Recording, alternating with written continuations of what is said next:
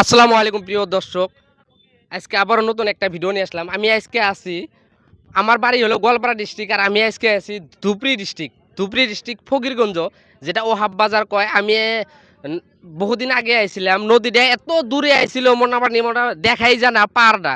তাই আজকে আমি অনেকদিন পরে আসার পরে মানে মানে খারাপ লাগলো, মানে কথাই বাইরে হইতেছে না আমার মুখ দিয়া যে এটা কথা। আমাদের মানুষ, আমাদের প্রতিনিধি আমাদেরকে কেন ভালোবাসে না সেটার তো বিষয় হয়তো আমার ওই অত কিছু নাই। দুঃখ লাগে দুঃখ লাগে।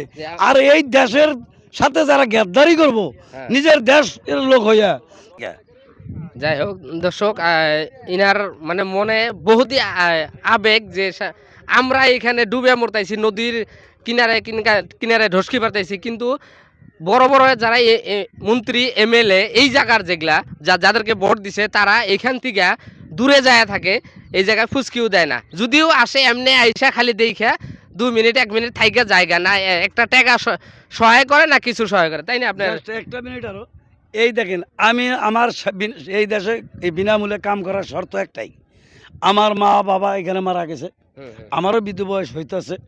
আজকে আমার মা বাবার এখানে কবরস্থান আছে, আমরা মক্কায় যাইতে পারবো না, টাকা নাই হজ করতে। আমরা মদিনায় যাইতে পারবো না, টাকা নাই হজ করতে। গতিকে আমাদের মা বাবার মাজারটাই আমাদের মক্কা মদিনা, এইটাই আমাদের। এইটাও দিল আল্লাহর এই নেতাদের গাদ্দারির জন্য বা কিছু ওনাদের ভুলের জন্য আজকে সে মাজার দুইটাও দিল আমাদের চলে যায়। আমাদের যাওয়ার রাস্তাটা কোথায় যে আমরা এবাদতের কোন জায়গায় দাঁড়াম? আপনারা দোয়া করি, আমাদের নেতা করে আমি অনুরোধ করি, আপনারা নিজের দেশ বিলান নিজের মা বাবার স্থায়ী হিসাবে এই জায়গার মাটি আপনার শরীরে লাগা আছে, ওই হিসাবে আপনারা এই দেশের জন্য সহায় করেন। আর দুদিন এই দেশের সাথে বাটপারি করেন। আপনাদেরকে প্রত্যেকটা নেতাকে আমি জানাইতেছি, কতিকার মনে বহুতই আক্ষেপ, এই যে জন্য কথাগুলো কইছে যে আসলে যেইভাবে আমরা কষ্ট করতেছি আর ওনারা ঘরে এসি ঘরে বৈশা থাইকা কিছুই একটা সহায় করে না। এই যে এগুলা মানুষ। আচ্ছা বড় ভাই, আপনারা কি দিনে কাম করেন না রাইতেও কাম করেন? খালি দিনে, কোনোদিন রাইতেও কাম করেন? ও 8টা 9টাও বেজা যায় আর কি। যদি দেখলেন যে নদীর পরিস্থিতিটা খারাপ, তাহলে হয়তো রাত্রেও কাম করেন, তাই না? আচ্ছা আচ্ছা।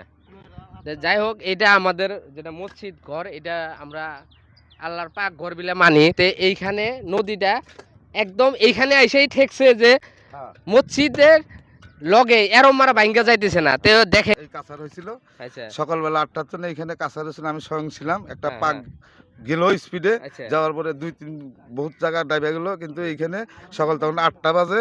আচ্ছা 8 দিন কত চলে যায় সেই জায়গায় আছে, সেই জায়গায় আছে। হয় সেই জায়গায় আছে।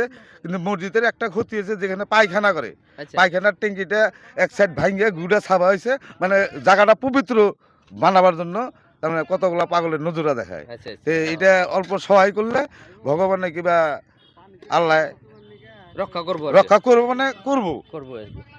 তো যাই হোক, একটা কথা, এই যে কালকা যাওয়া কাল সকালবেলায় এই মসজিদের প্রেসিডেন্ট সেক্রেটারি সাহেব লোক পাঠায় দিয়েছিল এই চাল দুইটা খুলে নিবে, তা আমি খুলতে দিই নাই।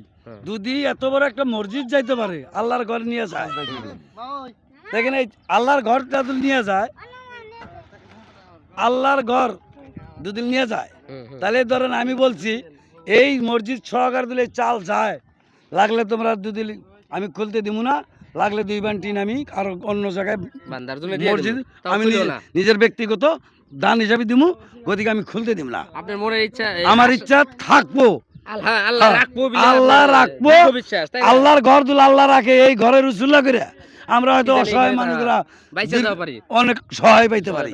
গতিকে আমি এটা ভাঙতে দেই নাই।